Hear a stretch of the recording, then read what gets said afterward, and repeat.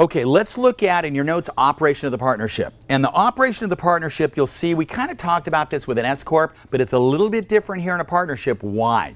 Because earlier we said what? It's created informally. Why? You have unlimited liability. What does that mean? It means everything you own is at risk. Woo! So let's come back over here to the flow, or the operation of, in this case, the partnership. You got your initial contribution, plus or minus your percent of income, same as an S-Corp, percent of loss, separately stated items, municipal bond interest, minus your distribution, or your distribution received, then equals your net outside basis. Now here's what's changing. What's changing is these two things that I had added earlier and said we'll talk about those later when we talk about a partnership. Guess what? Now is later. Now and later. Remember the candy now and laters? All right, so this is going to be plus my percent of partnership liabilities. I'll come back to that. This one is minus your contributed. Let me get rid of that part. Contributed liability. And that's a minus. So minus contributed liability equals your outside basis. So we're adding these two things here. These two are the new things that relate to a partnership, not to an S-Corp. Why? All because in a partnership, everything you have is at risk. So what it says here is all this stuff we kind of understood, plus my percent of partnership liabilities. What this says is as the partnership has more liabilities, I am more at risk, my basis goes up. So the more liabilities, the more debt, the more my basis. Minus contributed liability. That means that if I bought in with an asset and the partnership assumed the liability, let's say I contributed property but it was subject to a mortgage, then it would be minus the contributed liability. So I would pick up my percent of the mortgage minus the liability that I just got rid of.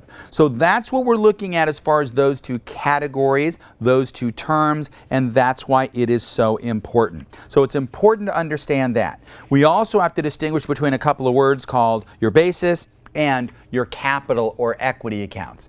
All right, let's look at notes at basis.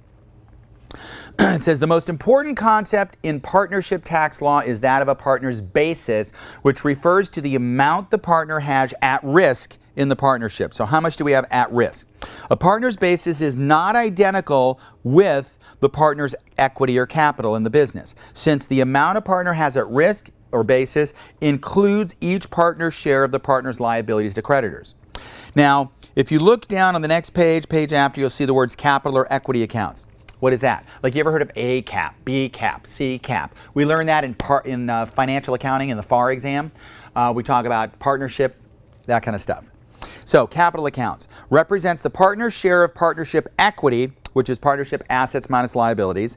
A separate capital account for each partner is maintained, A cap, B cap. The partnership keeps track of each partner's capital account and presents an analysis of the capital account on the schedule K1. So on the K1 right here, we're going to keep track of the partner's capital account right here. It says beginning, capital contributed, current year increase or decrease, withdrawals, and ending capital.